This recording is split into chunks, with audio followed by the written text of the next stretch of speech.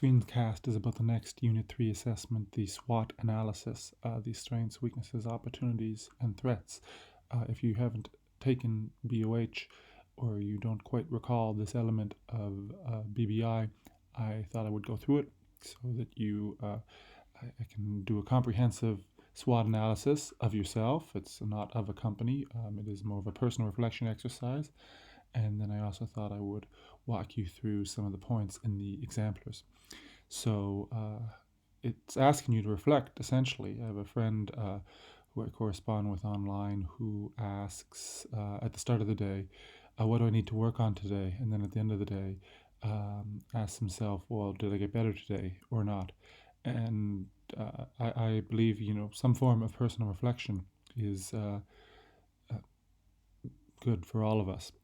So strengths, that's going to be what is good and what's happening now. Weaknesses, what is negative that's happening now. So S and W are sort of the present, current parts of your analysis. Opportunities is what could be positive that might happen in the future or will be happening in the future. And threats is risks that might occur in the future. So O and T are going to be future oriented. So this is a graphic that I found online. You can find many of these for how to analyze a company, but you're just sort of doing it yourself. Things your company does well. What do you do well? Competitive advantages. What separates you from another North Toronto student or other students that, there are things that we honestly do better than each other. We're better students, we're better athletes, we're better musicians, we're better at creative projects, we're better at numbers. It's not bragging. I mean, we have things that we do better than others, and we have things that we need to work on. What are some of your good characteristics? Maybe you've taken a lot of math classes, and that's going to make you, a good actuary. Because you have very, very good mathematical analysis abilities. And, also a company would, if this was a company, would talk about things that they own. Like, we have a very modern factory that was opened 5 years ago, and it's a state of the art. That would be a strength that would separate a company from its competitors. This probably does not apply to you as much. So, weaknesses, what are some things that you need to work on? Some things you notice your friends do better than you. What, again, the last two are in this column are a little more business oriented. Like if a brand didn't quite understand how it was positioning itself, that could be a possible weakness. But I think this is kind of like the job interview question. Sometimes they ask you, well, what do you do well? And they're not looking for you to say, I'm amazing at everything. I do everything very well, because we've all seen enough colleagues, supervisors, employees below us to know that nobody's good at everything. But some people are very, very good at a few things. So we're asking you to be honest. I'm very good at creative projects, something like that. You don't have to say I'm good at all projects. Or weaknesses. You'll often ask you, what is a weakness? And again, we don't want to say, I don't show up on time, and I'm unreliable, and I'm lazy, and I'm a slow starter, and, talk like you're Homer Simpson. Just maybe like, what, sometimes I stick to my opinion too much. Sometimes I take too long because I want to tie up all the details. You want a weakness, that is something, that you are working on. Sometimes even in the job interview, they'll ask you the question, name a time that you attempted something and failed, and what would you do differently? That could be, a way you could look at this. And then opportunities, so these are pretty business related here. Hey, an opportunity is you're about to expand into a new market. An opportunity is that you've grown a lot and surpassed your competitors. An opportunity is you're capitalizing on a new trend. Well, for yourself, what's happening next year? What do things look like for you in the future? You're applying to programs and wish you the best to get into those. And then what's going to happen afterwards, kind of opportunities to earn money, opportunity to learn things, opportunity to meet interesting people, opportunities to make a difference. I'm sure, you can think of some things like that. And threats, well, what are some things that could go wrong? Well, you're moving to a new city. There'll be a lot of change. You're moving away from home for the first time. That will be a big difference in your life. You'll be trusted to look after yourself, and so whereas a business might say, well, these new laws might adversely affect our business, or a new company with a new app has launched, and that might threaten our customer base. This is going to be a little bit more personal. Hey, what could happen? And I thought I would show you a couple of examples from other students. When we pick these examples, they're not perfect. Last year's teacher was not the same teacher that I am. And these are projects that received very good marks from that teacher, but it's not a guarantee that doing the same thing will receive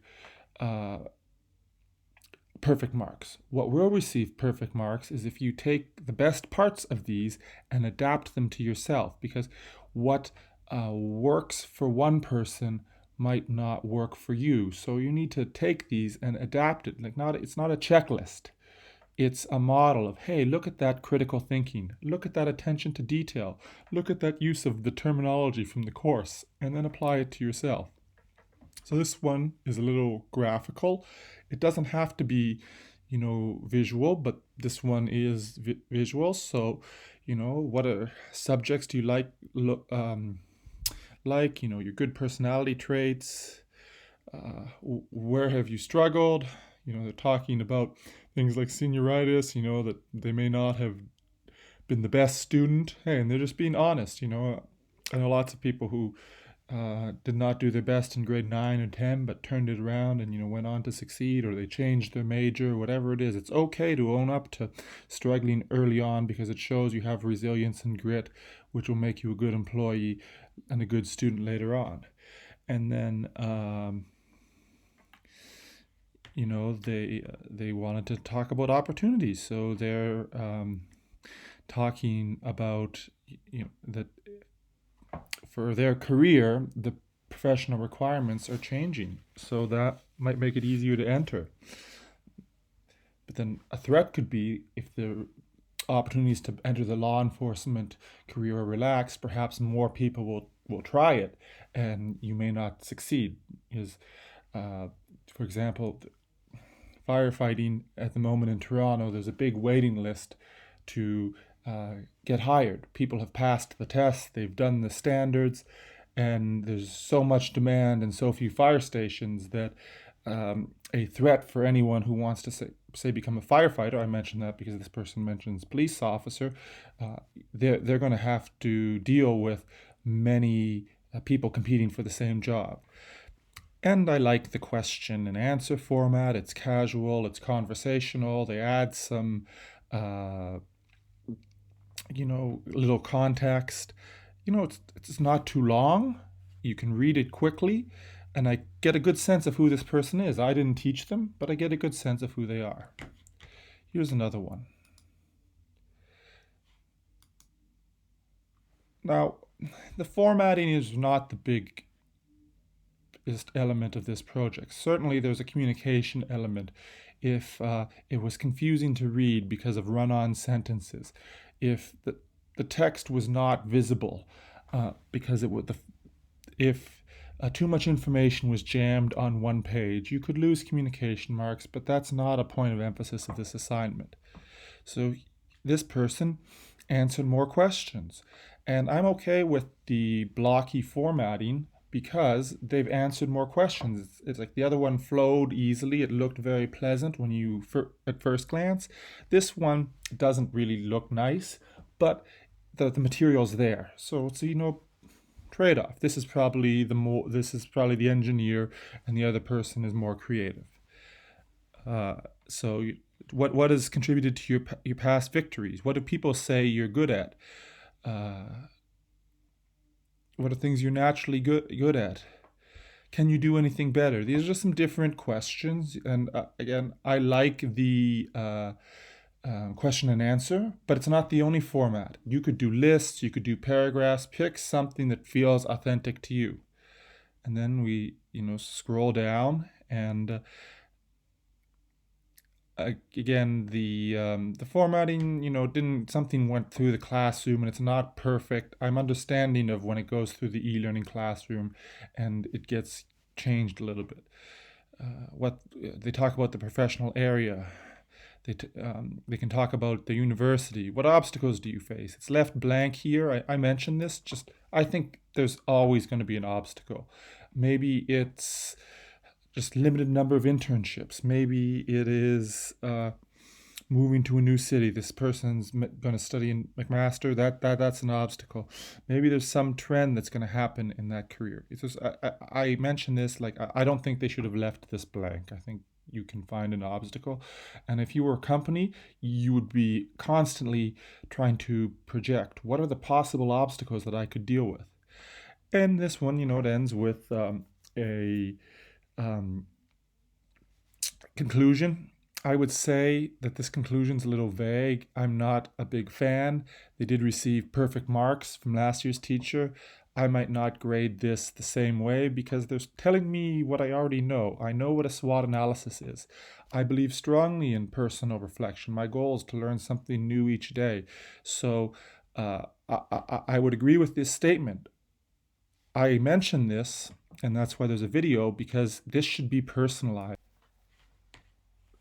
So this should be personalized, as I was saying. When we give you an exemplar or instructions, we're actually asking you to think about it and make sure you evaluate it. And don't just... I have had some concerns from students who said that I copied everything from the exemplar. Why didn't I get a great mark? Well, the questions you answered didn't totally suit the company or the country you were evaluating. You didn't pick them. There was a relevant news story happening, and it didn't apply when this person was writing about how they're going to be a police officer, but now it does apply for you be going to business school. So we want you to think about these things. So this one, I think I mentioned could have more specific comments. What are 2 or 3 things that they learned?